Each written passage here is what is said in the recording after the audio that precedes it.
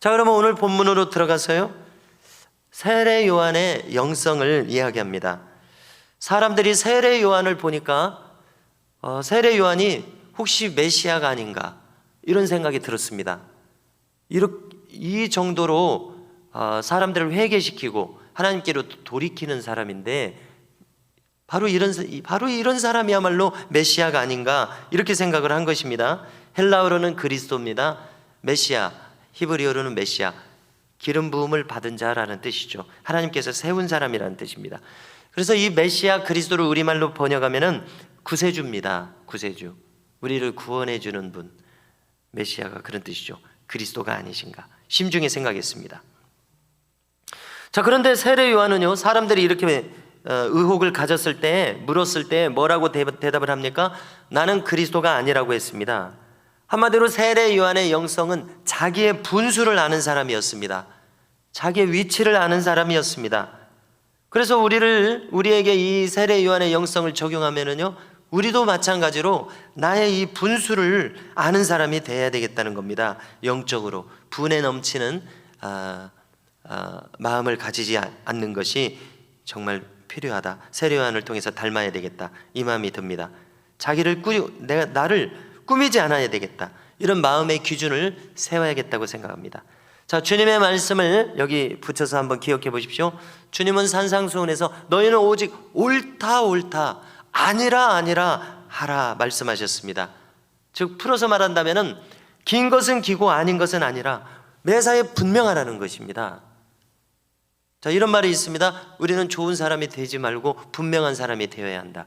어떤 목사님들이 자주 하는 말이에요. 그렇지 않습니까? 이 말씀을 응용하면 그런 뜻이 돼요. 좋은 사람이 돼서 흐지부지하게 사는 것이 결코 좋은 것이 아니에요. 분명하게 긴 것은 기고 아닌 것은 아니고, 교회에서도, 교역자도, 직분자도, 모든 성도들도, 가정에서도 그것이 정도입니다. 자, 방금 말씀 보여주셨죠? 오직 너희 말은 옳다 옳다, 아니라 아니라 하라. 이에서 지나는 것은 악으로부터 나느니라.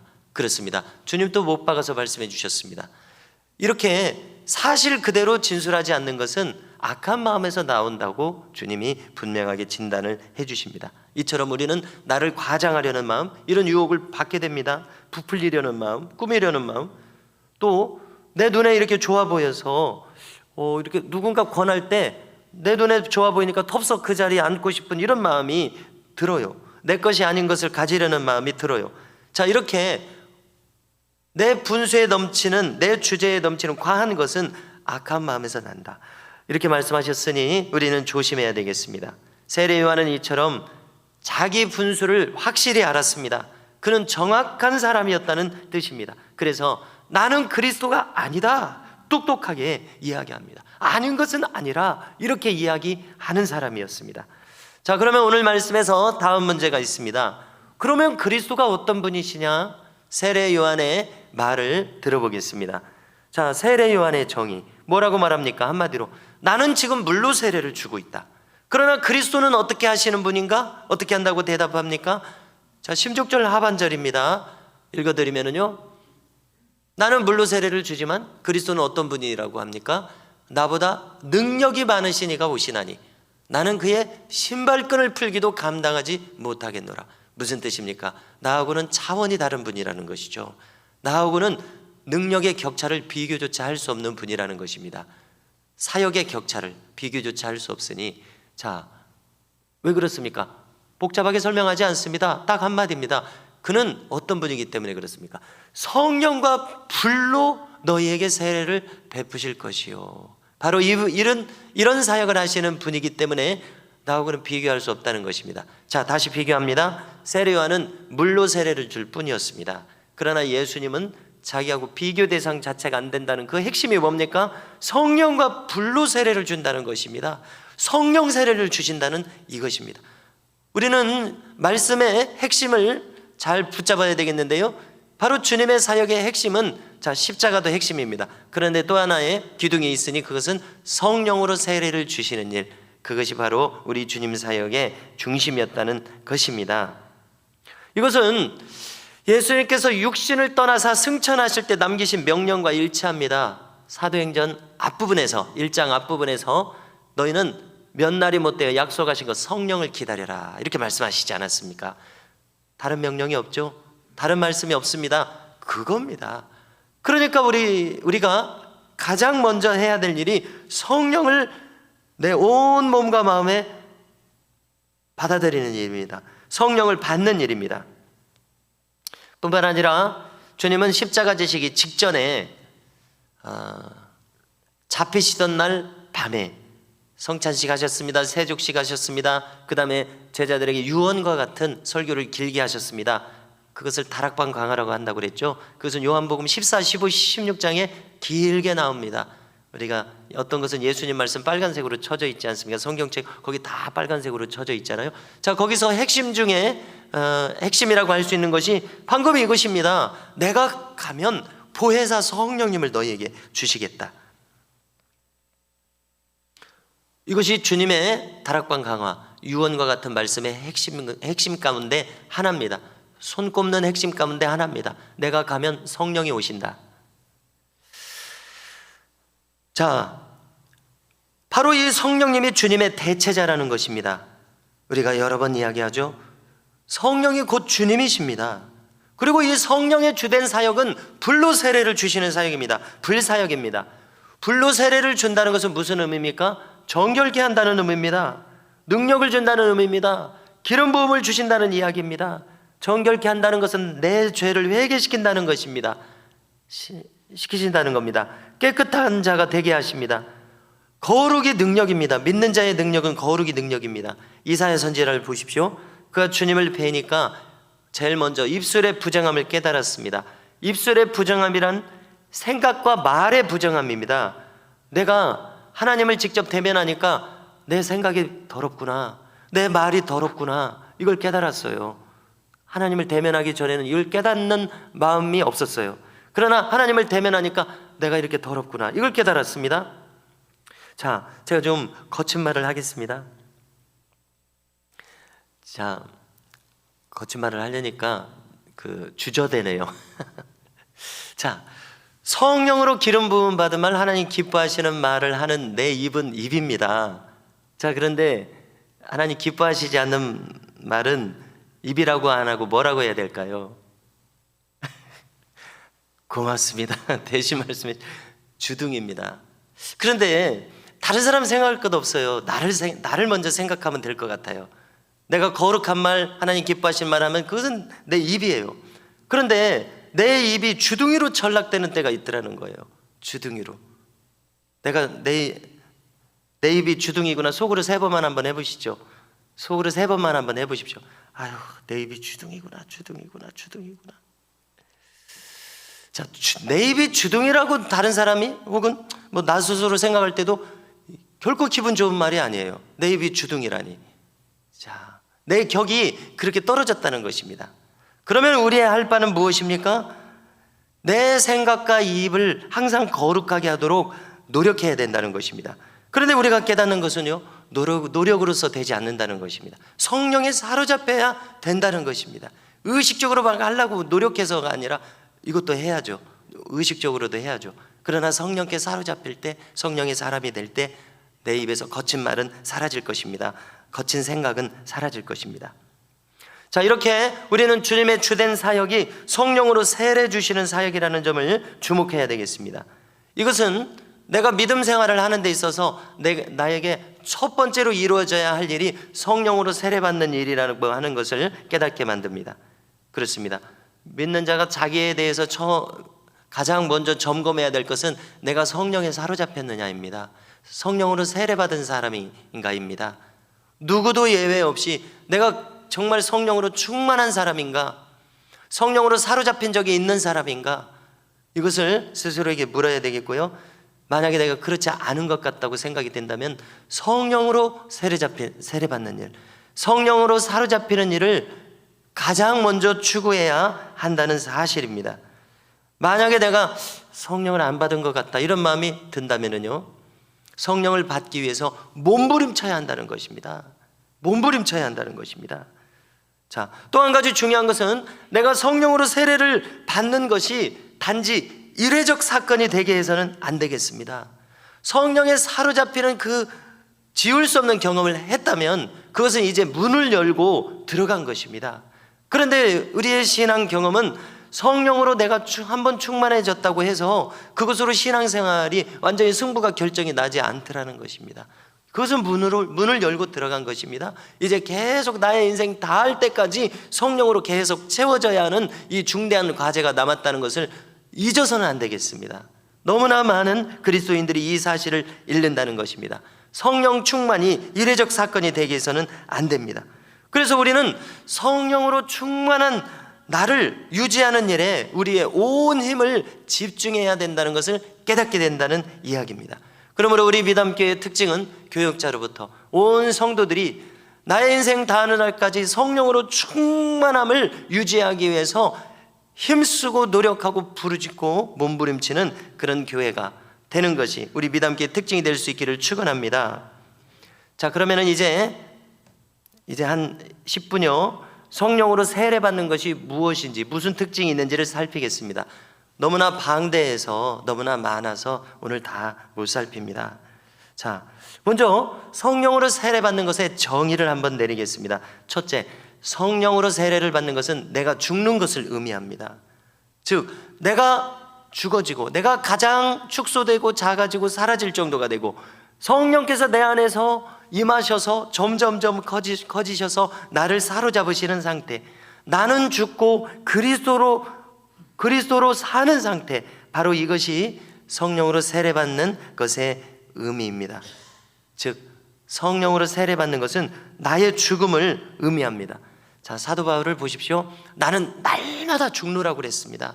자, 그러면 우리도 사도 바울을 따라서 어떻게 해야 성령의 사람으로 계속 살 수 있습니까? 나는 날마다 죽는 일이 우리에게 있어야 되겠다는 것입니다. 왜냐하면 자꾸 이 입이 주둥이가 되는 경향이 있어요. 주둥이가. 나의 가치가 막 떨어지는, 하나님하고 상관없는 말, 기뻐하시지 않는 말과 생각이 저절로 올라와요. 이 더러운 습관이 없어지지 않아가지고요. 그러므로 사도 바울처럼 우리도 날마다 자기를 죽여서 그리스도께서 내 안에 사시도록 이 길 외에는 없다는 것입니다. 자, 제가 그제 장기려 박사라는 분의 소책자를 읽었습니다. 네, 이분입니다. 1911년에서 1995년 잘 아시죠? 자, 이분은 여러 가지 이야기가 있겠습니다만은 됐습니다. 평생 3가지를 염두에 두고 살았다는 것입니다. 그것을 성산사문이라고 일컫는데요. 무슨 뜻인가 생각해 봤더니 성산은 아무래도 산상수훈에서 주님이 말씀하신 그런 내용이 지금 여기 들어가 있어요. 그래서 산상수훈을 가리키는 것 같습니다. 성산사문. 장기련 박사가 정말 귀감이 되는 분이신데 그분이 평생 이 3가지를 간직하고 살았다는 것입니다. 자, 첫째, 사랑의 동기가 아니면 말을 삼가라. 또 둘째, 옳은 것은 옳다 하고 아닌 것은 아니다라. 셋째, 문제의 책임은 자신이 져야 한다. 네, 됐습니다. 지워주시고요. 자, 이 내용을 보니까 지금 방금 전에 거론한 것도 있고요. 또 산상수훈의 내용, 또 방금 전에 거론한 것이 또 있습니다. 참 말을 삼가는 분이었다는 것을 알 수 있습니다. 사랑의 동기가 아니면 말을 삼가라. 자, 우리 마음속에서 불편한 마음도 표현할 수 있고 비판적인 마음도 나올 수 있습니다. 자, 그러나 이 모든 어떤 말이든지 사랑의 동기, 즉 주님의 마음을 가지고 하지 않으면 이 말을 삼가는 것이 옳다. 참으로 옳은 말씀입니다. 자, 사납고 무서운 말, 사람을 죽이는 말, 공격하는 말 모두 사랑의 동기에서는 나올 수 없는 말입니다. 주님으로부터가 아니면 주님으로부터 나온 말이 아닙니다. 그러면 어디서 온 말이겠습니까? 악에서, 사탄적인 말이라는 것이죠. 또 사탄적이 아니라면 나의 혼적인 생각에서 나오는 것입니다. 그러므로 우리는 이렇게 늘 우리의 생각과 말의 동기를 살피는 사람이 되어야 되겠습니다. 남을 죽이는 말이 아니라 살리는 말을 하는 사람이 되어야 되겠습니다. 자, 두 번째로 성령을 받으면 여러 가지 특징이 있겠지만 기도의 사람이 됩니다. 왜 기도의 사람이 됩니까? 그 이유는 주님과 친밀해지고자 하는 그런 소원을 주시기 때문에 그렇습니다. 성령은 어떤 분입니까? 내 안에 이제 들어오셨습니다. 그러면 내 안에서 말할 수 없는 탄식으로 간구하는 분이라고 사도 바울은 자기의 경험을 가지고 이야기합니다. 성령께서 늘 내 속에서 하나님을 찾게 만듭니다. 로마서 8장 26절에서 말씀하는 것과 같죠? 읽어드리면요, 이와 같이 성령도 우리의 연약함을 도우시나니 우리는 마땅히 기도할 바를 알지 못하나 오직 성령이 말할 수 없는 탄식으로 우리를 위하여 친히 간구하시느니라. 아멘. 이처럼 성령은 우리 안에서 우리의 유익을 위해서, 우리를 살리기 위해서 탄식하면서 우리를 이끌고 계시다는 겁니다.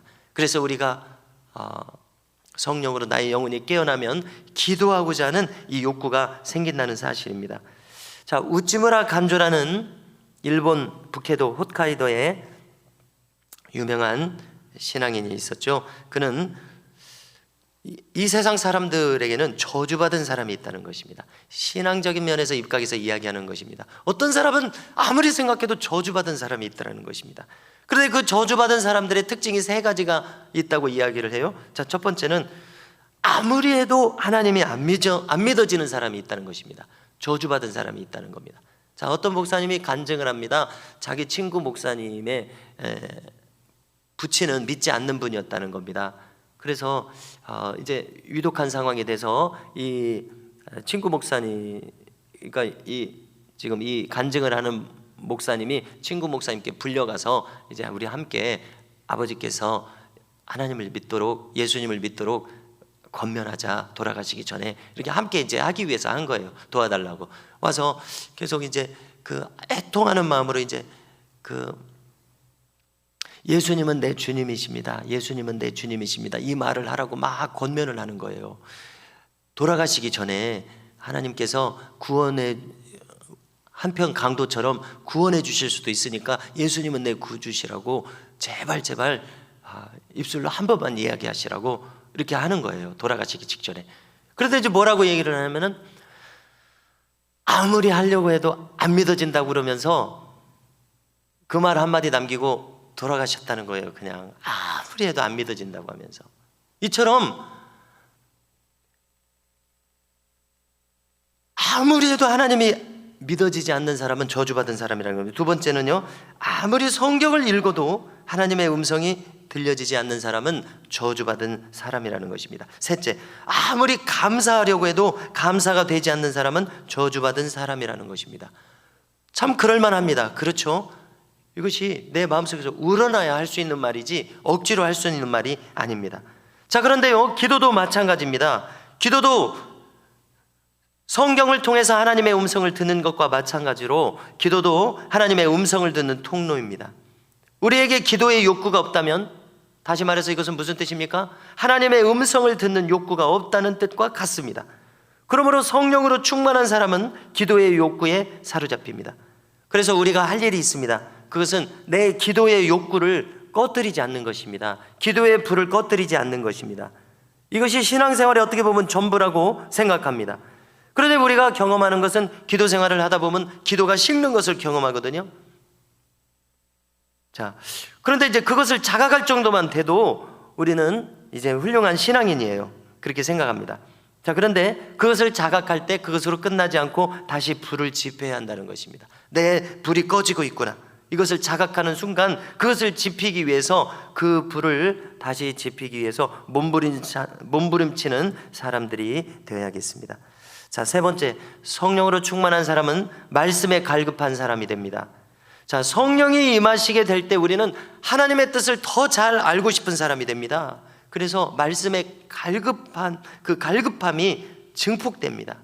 그래서 이것은 성경 읽기로 나타납니다. 또 설교를 듣고자 하는 그런 간절한 사모함으로 나타납니다. 그래서 성경을 읽는 것이 중요합니다. 계획적으로 장기적으로 읽도록 결심을 세워야 됩니다. 우리 교회는 성경 읽기 운동을 계속하고 있습니다. 그래서 하루에 10장이나 5장을 읽겠다는 이 각오를 가지고 계속 읽어나가야 됩니다. 자, 매일매일 성경을 읽는 것이 그렇게 쉬운 것이 아닙니다. 일상생활에 많은 일들을 우리가 하기 때문에요.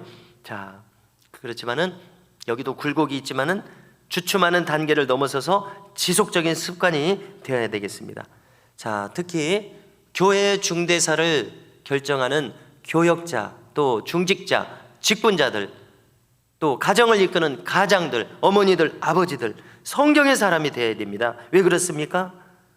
세속적인 생각이나 자기가 평생 가지고 왔던 습관이나 전통, 또 자기 생각을 가지고 순전히 자기 생각을 가지고 결정한다면 이것은 인본주의적인 결정입니다. 교회의 중요한 일을 결정하는 분들은 교역자를 비롯해서 장로님들, 직분자들이에요. 근데 이분들이 인간적인 생각을 가지고 있다고 한번 가정해 보십시오. 그것은 모두를 죽이는 일입니다. 교회를 죽이는 일입니다. 자기를 죽이는 일입니다. 교역자를 죽이는 일입니다. 그러므로 우리 모두가 살기 위해서, 주 안에서 살기 위해서 무엇보다도 직분자들은, 중직자들은 성경의 사람이 되어야 한다는 이야기입니다. 할렐루야. 그래서 하나님께서 주시는 생각으로 말하고 결정하는 그것이 너무나 필요합니다. 뿐만 아닙니다. 모두에게 해당됩니다. 가정에서, 매사에 모든 가장들이, 어머니들이 성경적인 사고방식을 가져야 됩니다. 자, 결정적일 때 내 인간적인 생각이 나오거든요. 급하게 내 인간적이고 혼적이고 그동안 습관에서 이런 판단이 나오거든요. 그럴 때 이 중요한 일에서 하나님의 뜻에서 벗어난다는 것입니다. 그것을 또 수습하려면 얼마나 많은 정신적인, 영적인 이런 에너지가 들어가야 하겠습니까? 자, 네 번째로 마지막입니다. 성령은 말씀에 대한 이해를 새롭게 더 깊게 해주십니다. 요한복음 14장 26절입니다. 보혜사 곧 아버지께서 내 이름으로 보내실 성령, 그가 너희에게 모든 것을 가르치고 내가 너희에게 말한 모든 것을 생각나게 하리라. 할렐루야. 아멘. 성령께서 오시면 말씀을 깨닫게 하십니다. 마땅히 내가 어떤 사람이 되어야 될지, 무슨 말을 해야 될지, 무엇을 해야 할지 생각나게 하십니다. 이렇게 성령의 사람이 되면 우리의 인생을 승리할 수 있습니다.